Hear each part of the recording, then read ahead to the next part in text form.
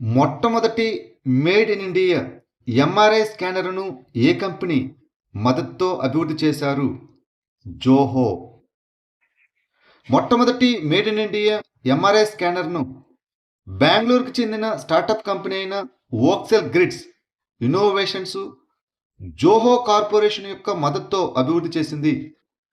ఈ ప్రాజెక్టుకు అనేక కీలక సంస్థలు పాల్గొన్న సహకార ప్రభుత్వ ప్రైవేటు భాగస్వామ్య నమూనా ద్వారా కూడా మద్దతు లభించింది. ఇటీవల సెంట్రల్ గ్రౌండ్ వాటర్ బోర్డు నివేదిక ప్రకారం భారతదేశంలో భూగర్భ జలాల్లో అత్యధిక నైట్రేట్ సాంద్రతను నమోదు చేసిన రాష్ట్రం ఏది? ఆంధ్రప్రదేశ్. 2023లో ఢిల్లీలో సేకరించిన భూగర్భ జల నమూనాల్లో 20% పైగా నైట్రేట్ స్థాయిలు అనుమతించదగిన పరిమితి 45 mg/L కంటే ఎక్కువగా ఉన్నాయని central ground water board national green tribunal ముందు సమర్పించింది. నైట్రేట్ కాలుష్యం తీవ్రమైన పర్యావరణ మరియు ప్రజారోగ్య ప్రమాదాలను కలిగిస్తుంది.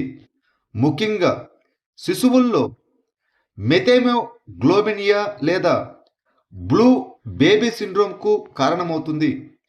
ఇందులో ఆంధ్రప్రదేశ్ దేశంలోనే అత్యధిక నైట్రేట్ స్థాయిని 2296.36 mg/L వద్ద నమోదు చేసింది.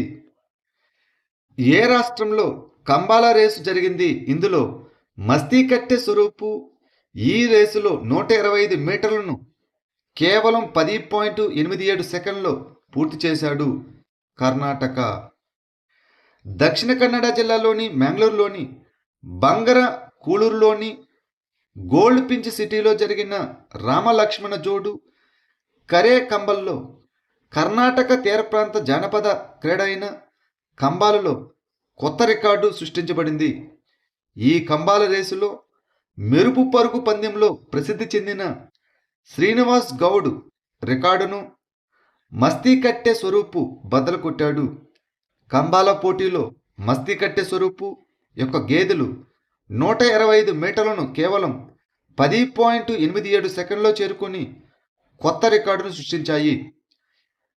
100 మీటర్లకు పరిగణలోకి తీసుకుంటే ఈ రికార్డు 8.69 సెకండ్లుగా పరిగణించబడుతుంది. మే 2026లో జాతికి అంకితం చేయనున్న భోగాపురం అంతర్జాతీయ విమానాశ్రయం ఏ రాష్ట్రంలో ఉంది? ఆంధ్రప్రదేశ్. భోగాపురం అంతర్జాతీయ విమానాశ్రయం ఆంధ్రప్రదేశ్ రాష్ట్రంలో ఉంది. దీనిని విజయనగరం జిల్లాలోని భోగాపురం మండలంలో గ్రీన్ఫీల్డ్ విమానాశ్రయంగా నిర్మిస్తున్నారు. ఇది విశాఖపట్నం నుంచి దాదాపు 40 నుంచి 45 కిలోమీటర్ల దూరంలో ఉంటుంది. కేంద్ర పౌర విమానయాన మంత్రి అయిన కె రామ్మోహన్ నాయుడు మే 2026లో జాతికి అంకితం చేయాలని నిర్ణయించినట్లు ధృవీకరించారు.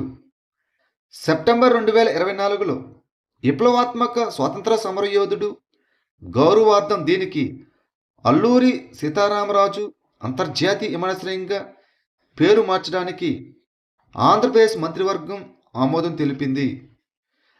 ఆంధ్రప్రదేశ్లో ఏ 2 జిల్లాలు ఏర్పడ్డాయి? దీనితో జిల్లాల సంఖ్య 26 నుంచి 28కి పెరిగింది. పోలవరం మరియు మార్కాపురం ఈ 2 కొత్త జిల్లాలకు ఏర్పడ్డాయి. ముఖ్యమంత్రి ఎన్ చంద్రబాబు నాయుడు అధ్యక్షతన సోమవారం జరిగిన ఆంధ్రప్రదేశ్ రాష్ట్ర మంత్రివర్గం జిల్లాల సమగ్ర పునర్వ్యవస్థీకరణ మరియు అనేక మండలాల పునర్వ్యవస్థీకరణకు ఆమోదం తెలిపింది. ఈ సవరించిన పరిపాలన నిర్మాణం డిసెంబర్ 31 నుంచి అమల్లోకి రానుంది. పోలవరం మరియు మార్కాపురం జిల్లాలను కలిపి ప్రజా సంప్రదాయాలు మరియు గెజెట్ నోటిఫికేషన్ను జారీ చేసింది. ఇటీవల వార్తల్లో కనిపించిన నర్సాపురం లేస్ క్రాఫ్ట్ ఏ రాష్ట్రానికి చెందినది? ఆంధ్రప్రదేశ్. ఇటీవల భారత ప్రధానమంత్రి మన్ కీ బాత్ కార్యక్రమంలో ఆంధ్రప్రదేశ్లోని నర్సాపూర్ స్వయం సహాయక బృందాలు తయారు చేసినటువంటి నర్సాపూర్ లేస్ క్రాఫ్ట్ను ప్రశంసించారు. ఈ నర్సాపూర్ లేస్ క్రాఫ్ట్ ప్రధానంగా ఆంధ్రప్రదేశ్లో తయారు చేయబడింది. నర్సాపూర్ గోదావరి నది ఒడ్డున ఉంటుంది.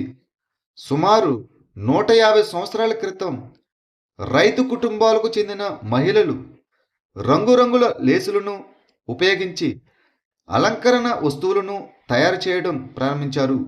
దీనికి భౌగోళిక సూచిక ట్యాగ్ అనగా జిఐ ట్యాగ్ కూడా లభించింది. హాకా అనేది ఏ దేశపు ఆదివాసి ప్రజల సంప్రదాయ నృత్యం. న్యూజిలాండ్లోని సౌత్ ఆక్లాండ్లో ఉన్న సిక్కు నగర్ కీర్తనలో ఇటీవల సాంప్రదాయ మావోరి హాకా నృత్యం ఉపయోగించి నిరసన వ్యక్తం చేశారు. ఈ హాకా అనేది న్యూజిలాండ్లోని స్థానిక మావోరి ప్రజల సాంప్రదాయ నృత్యం. ఇది శక్తివంతమైన ఎనర్జీ, భయంకరమైన ముఖ కవలికలు, స్టాంపింగు, చేతి సంజ్ఞలు మరియు జంపించడం కలిగి ఉంటుంది. సాంప్రదాయకంగా ఇది యుద్ధం, విజయాలు లేదా అతిథులను స్వాగతించడం కోసం ప్రదర్శించబడుతుంది. అయితే నేడు దీనిని క్రీడా కార్యక్రమాలు, వివాహాలు, అంత్యక్రియలు మరియు ఇతర ముఖ్యమైన సందర్భాల్లో ప్రదర్శిస్తున్నారు. గ్రీన్ టు గోల్డ్ ఇనిషియేటివ్ను ప్రారంభించిన రాష్ట్రం ఏది? హిమాచల్ ప్రదేశ్. హిమాచల్ ప్రదేశ్ గ్రామీణ ఆర్థిక వ్యవస్థను మార్చడం మరియు స్థిరత్వాన్ని పెంపొందించడం లక్ష్యంగా పారిశ్రామిక జనపనార సాగును ప్రోత్సహించడానికి గ్రీన్ టు గోల్డ్ ఇనిషియేటివ్ను ప్రారంభించింది. ఈ బహుముఖ పంట ఔషధం, వస్త్రాలు, కాగితం, సౌందర్య సాధనాలు మరియు జీవ ఇంధనాల్లో అనువర్తనాలను కలిగి ఉంటుంది. ఇక రైతులకు సాంప్రదాయ పంటలకు బదులుగా వాతావరణ స్థిరమైన, తక్కువ నీటి సహాయక ప్రత్యామ్నాయాన్ని అందిస్తుంది. 2029లో రాష్ట్రీయ రక్షా విశ్వవిద్యాలయం RRU ఏ అంతర్జాతీయ కార్యక్రమాన్ని నిర్వహించనుంది? ప్రపంచ పోలీసు మరియు అగ్నిమాపక క్రీడలు.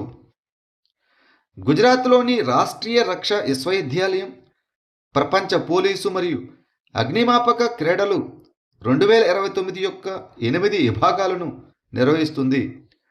భారతదేశం మొదటిసారి ఆతిథ్యం ఇస్తున్నది. ఈ ఈవెంట్లలో wrist wrestling, bench press, body building, cross country, push pull lifting, మస్టర్ మరియు ఇండోర్ రోయింగ్, అదేవిధంగా డాట్స్ ఉంటాయి. ఇటీవల వార్తల్లో కనిపించిన టీ చామలియోంటిస్ అనగా ఏమిటి? ఇదొక నక్షత్రం. నాసా యొక్క James Webb space telescope mid infrared instrument నుంచి వచ్చిన ఆర్కైవల్ డేటాను ఉపయోగించి యువ నక్షత్రం అయిన టీ చామలియోంటిస్ చుట్టూ ఉన్న పాలీసైక్లిక్ ఆరోమేటిక్ హైడ్రోకార్బన్ను ఖగోళ శాస్త్రవేత్తలు అధ్యయనం చేశారు. ఈ టీ చామలియోంటిస్ అనేది దాదాపు 350 కాంతి సంవత్సరాల దూరంలో ఉన్న ఒక యువ సూర్యుడు లాంటి నక్షత్రం. ఈ నక్షత్రం సూర్యుడి పరిమాణంలో దాదాపు 70% ఉంటుంది. దీని ఉపరితల ఉష్ణోగ్రత 5111 కెల్విన్లు అనగా 4838 డిగ్రీల సెంటీగ్రేడు ఉంటుంది. దుల్హేస్తీ స్టేజ్ 2 ప్రాజెక్టు ఎక్కడ ఉంది? జమ్మూ అండ్ కాశ్మీర్.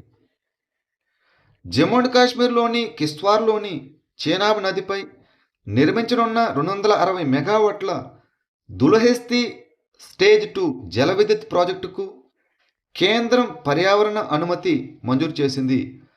ప్రస్తుతం ఉన్న 390 మెగావాట్ల దుల్హేస్తీ స్టేజ్ 1 ప్రాజెక్టు యొక్క పొడిగింపు. ఈ స్టేజ్ 2 అనేది రన్ ఆఫ్ ది రివర్ పథకం. ఇది స్టేజ్ 1 నుంచి విడుదలయ్యే నీటిని ఉపయోగించి సమర్థవంతమైన విద్యుత్ ఉత్పత్తి కోసం రూపొందించబడింది. ఇటీవల పర్యావరణ సున్నిత మండలంగా ప్రకటించిన పార్వతీ అర్గా పక్షుల అభయారణ్యం ఉత్తరప్రదేశ్లోని ఏ జిల్లాలో ఉంది? గోండా. ఉత్తరప్రదేశ్లోని పార్వతీ అర్గా పక్షుల అభయారణ్యంను ప్రభుత్వం పర్యావరణ సున్నితమైన జోనుగా అనగా ఎకో సెన్సిటివ్ జోనుగా ప్రకటించింది. ఈ అభయారణ్యాన్ని బాధితాయుతమైన పర్యావరణ పర్యాటక గమ్యస్థానంగా అభివృద్ధి చేయడం మరియు జీవ వైవిధ్యాన్ని బలోపేతం చేయడం ఈ ఇనిషియేటివ్ యొక్క లక్ష్యం. ఈ అభయారణ్యం ఉత్తరప్రదేశ్లోని గోండా జిల్లాలో ఉంది. ఈ అభయారణ్యం 1084 హెక్టార్ల విస్తీర్ణంలో ఉంటుంది.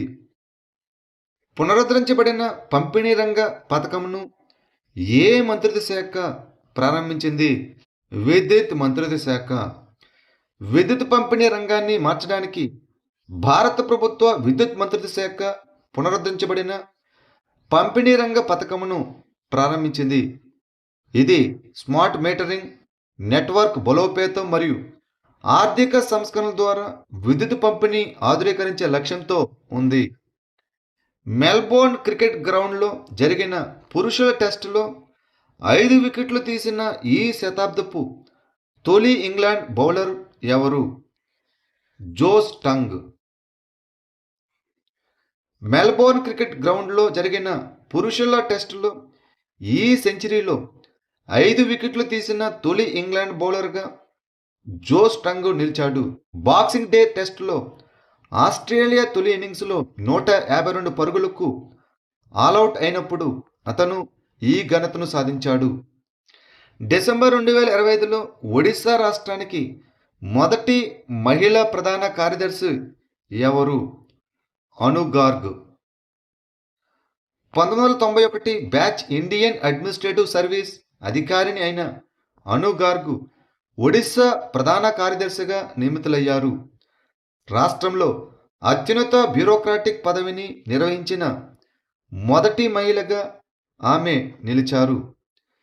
డిసెంబర్ 31, 2025న పదవి విరమణ చేసిన ప్రధాన కార్యదర్శి అయిన మనోజ్ అహూజా స్థానంలో ఈమె ఎన్నుకోబడ్డారు.